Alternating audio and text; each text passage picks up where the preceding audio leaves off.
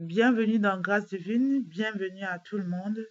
Donc ce soir, étant donné que nous sommes sur une série de d'enseignements sur l'accélération, la vitesse, l'élévation divine, cela m'a amené ce soir à faire une exhortation sur le thème intitulé Croître en stature.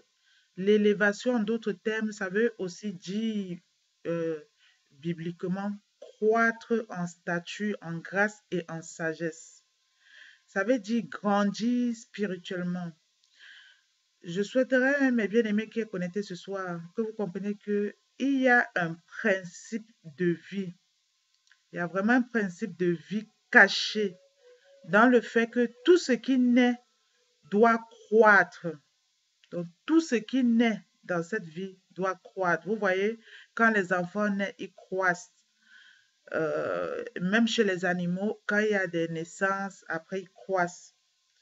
Le manque de croissance et d'augmentation ou de développement de tout ce qui existe est juste anormal. Le manque de croissance, d'augmentation ou de développement de tout ce qui existe est juste anormal et est un désordre dans l'établissement de chaque chose dans la vie humaine. Croître en stature, en grâce et en sagesse, c'est de l'élévation comme je vous dis. Cela veut dire quoi? Cela veut dire grandir, cela veut dire se développer jusqu'à maturité. Et se développer jusqu'à maturité, c'est être en capacité d'être organisé. Cela aussi veut dire pousser. Cela aussi veut dire s'intensifier. C'est ça en fait.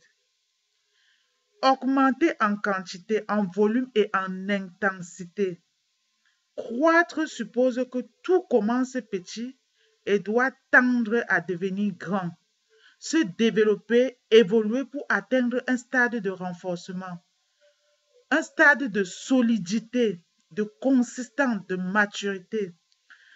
Et ce stade de maturité-là est le niveau où ce qui est peut se déployer pour accomplir le but de son existence et sa raison d'être. Ça veut dire quoi? Ça veut dire, par exemple, nous, quand on est et on grandit et on croit, on atteint la maturité, ça veut dire que on a la possibilité d'accomplir le but de notre existence, le but pour lequel nous sommes venus sur terre. Cela aussi veut dire mûrir. Et mûrir est la seule condition requise pour atteindre un objectif. Car c'est vraiment au stade lorsqu'on mûrit seul que toute chose est apte à déployer le potentiel enfoui.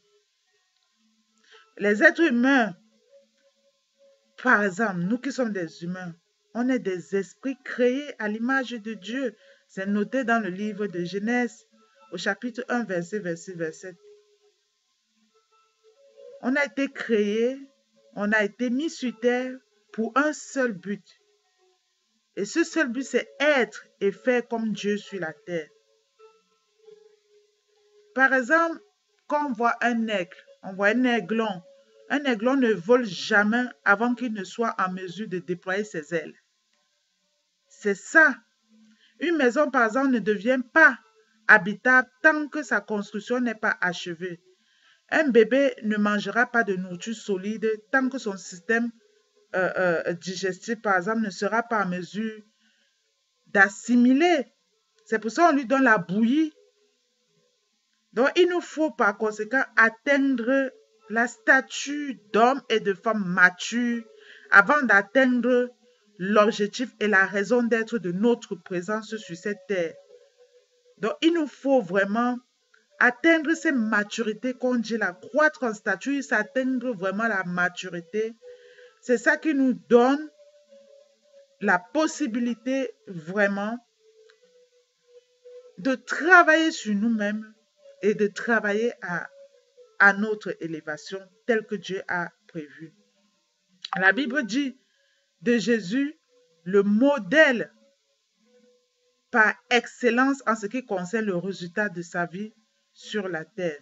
Jésus grandissait en stature, il grandissait en sagesse, en taille, en grâce devant Dieu et devant les hommes.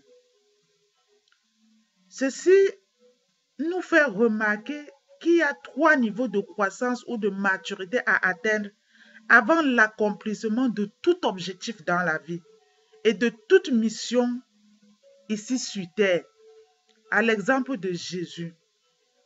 Pour que tu fasses une mission jusqu'à ce que cette mission-là réussisse, il faut croître. Il faut croître en stature. Il faut croître en stature. Croître dans son corps. Tu dois croître dans ton corps, croître en stature et en relation. La croissance en stature ou en taille correspond au développement de notre enveloppe corporelle, l'habitation de notre vrai nous, à savoir notre esprit. Croître en stature, c'est grandir en esprit. Le livre de Genèse nous dit ceci, ça nous démontre que l'être humain est un esprit qui habite dans un corps et qui possède une âme. Donc pour avoir l'élévation, pour croître en stature, nous devons grandir dans l'âme. Le corps abrite notre esprit et c'est aussi au travers du corps qui est en connexion avec le monde matériel que notre esprit exprime et manifeste les choses enfouies en nous, dans notre esprit. La chaise sur laquelle, par exemple, on s'assoit, ou les vêtements que nous portons, les voitures dans lesquelles nous on roule, les chaussures qu'on porte, n'ont pas apparu par hasard, dans les dimensions par hasard. Tout cela a d'abord commencé par exister dans l'esprit des personnes, des fabricants. Et puis ces gens-là l'ont fabriqué avec la matière en utilisant le corps. Donc le corps le corps de chaque être humain doit croître pour être en mesure de supporter les expressions, les mouvements, les dimensions intérieures, c'est-à-dire de supporter notre âme et notre esprit. Si on ne peut pas être en capacité, c'est même pas qu'on ne peut pas être en capacité. Donc, pour que on parvienne à faire les choses réellement et correctement, notre corps doit croître correctement. Et pour que le corps croît correctement, l'âme doit grandir. L'esprit aussi doit bien grandir. Et c'est vraiment une réalité qui fait que, par exemple, le corps des petits-enfants, avant l'âge de 7 ans, est incapable de supporter les gros poids des adultes. Un enfant de 4 ans, par exemple, ne peut pas marcher ou courir une distance de 2 à 3 km sans avoir mal, contrairement à un adulte. C'est ça. Donc, tout ceci, c'est pour dire le fait que la taille de notre dimension intérieure. La dimension intérieure, c'est quoi? C'est notre âme. Donc, la taille de notre âme et de notre esprit, comment ça s'est développé, doit correspondre à notre corps. C'est pour ça que vous allez voir certaines personnes vont être debout, grands. Mais leur réaction et leur comportement vont être le comportement des enfants et des bébés. Cela veut tout simplement démontrer que le corps de ces gens-là, leur âme et leur esprit ne s'est pas bien développé en même temps que le corps physique. Et quand c'est comme ça, les personnes qui sont comme ça crée le déséquilibre. Ça crée le déséquilibre dans la répartition et même dans la sagesse, même dans l'intelligence. Et c'est pour ça que vous allez voir d'autres personnes en âge adulte qui ne vont pas être en capacité d'atteindre leurs objectifs ou d'atteindre leur mission sur Terre, c'est parce que l'état d'âme et l'état d'esprit n'a pas grandi en même temps que le corps physique. Donc le corps physique a grandi, mais l'âme à l'intérieur ne s'est pas bien constituée. C'est ça, en fait.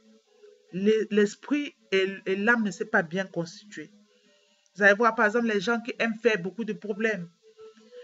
Les gens qui aiment faire toujours des trucs sournois. Les gens qui aiment les disputes tout le temps. Tu veux même chercher pourquoi. C'est parce que ces gens-là, physiquement, ont été bien bâtis, mais l'âme et l'esprit est meurtri. L'âme et l'esprit n'ont pas bien grandi en même temps que le corps physique.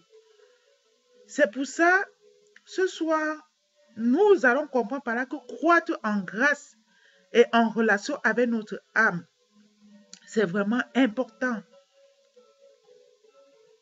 La grâce et la faveur accordée à quelqu'un, c'est comme une remise même de tout ou une partie de son corps qui était condamné. C'est une façon de vous dire qu'il y a des hommes ou des femmes comme ça où l'âme et l'esprit ne sont pas bien constitués et ça crée un déséquilibre. Mais comme Dieu fait grâce et faveur pour certaines personnes, par la foi et la prière, ces personnes parviennent à canaliser leur âme. C'est ça.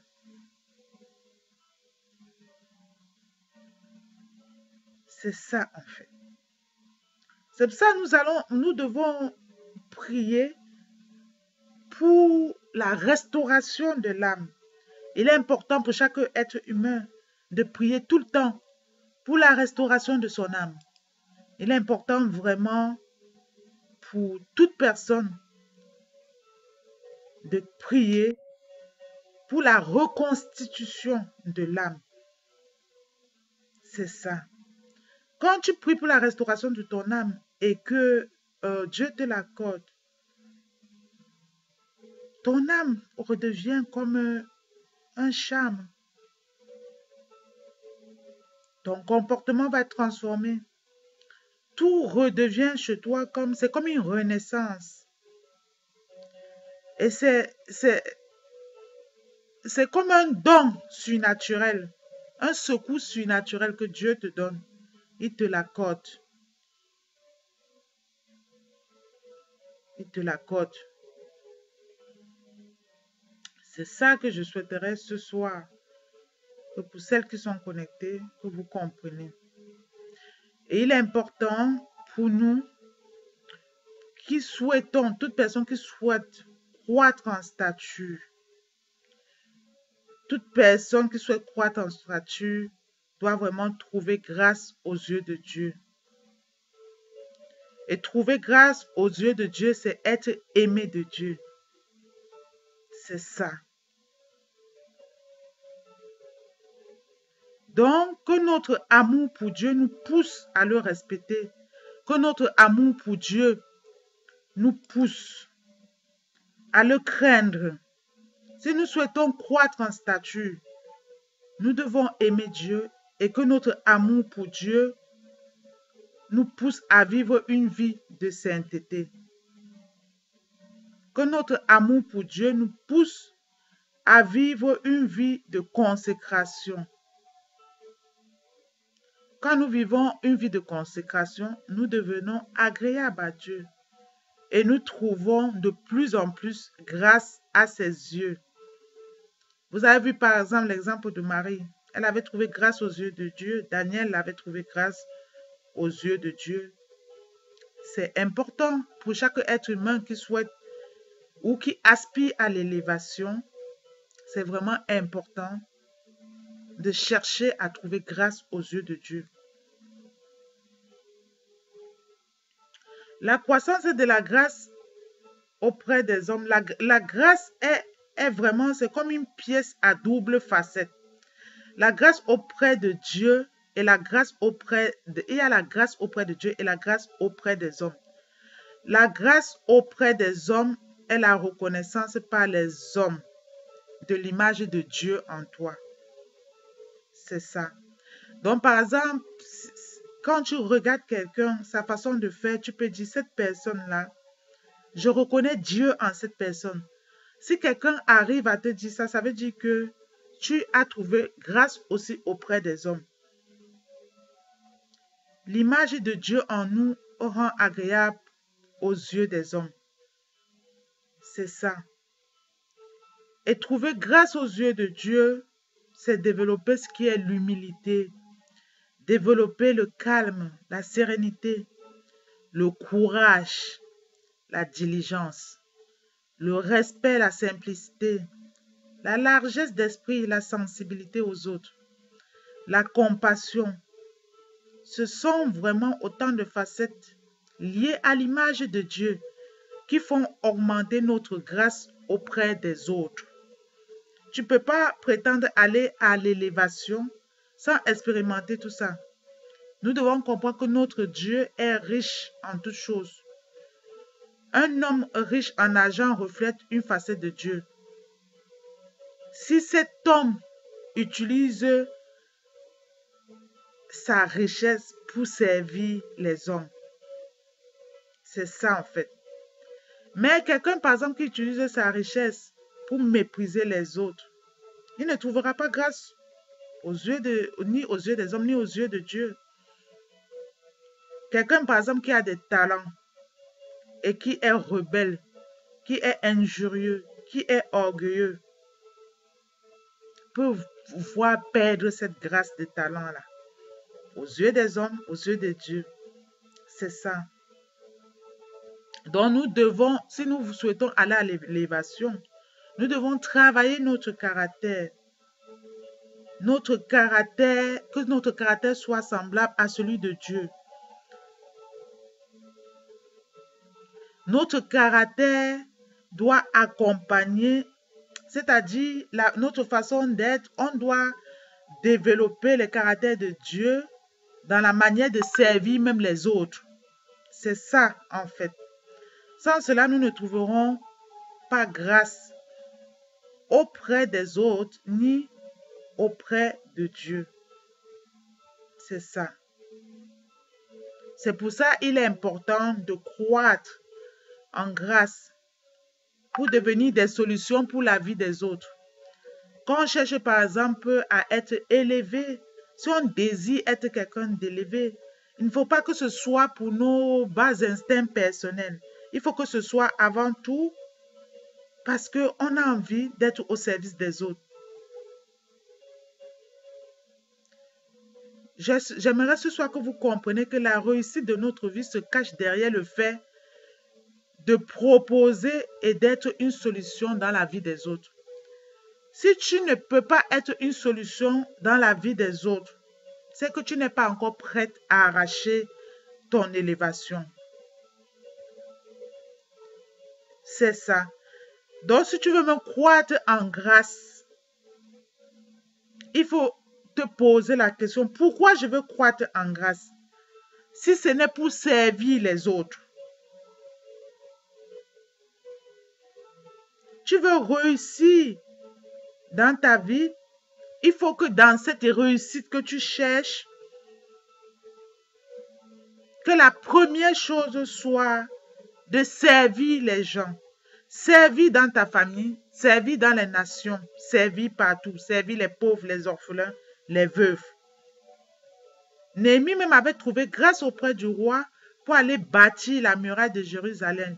Daniel avait trouvé grâce auprès de 3 générations de rois. Aman, lui, n'avait pas trouvé grâce auprès du roi ni de la reine Vachi. Alors que Esther avait trouvé grâce auprès du roi. Donc, croître en sagesse et en relation avec notre esprit, c'est vraiment important. Parce que même par rapport à l'image de Jésus-Christ, il est dit, Jésus grandissait et progressait en sagesse et il se rendait toujours plus agréable à Dieu et aux hommes. C'est ça. Donc, si nous cherchons à être élevés, nous travaillons à notre élévation. On doit se poser la question avant tout.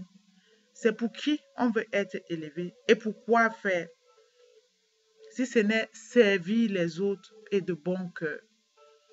Donc, sur ce, je vais arrêter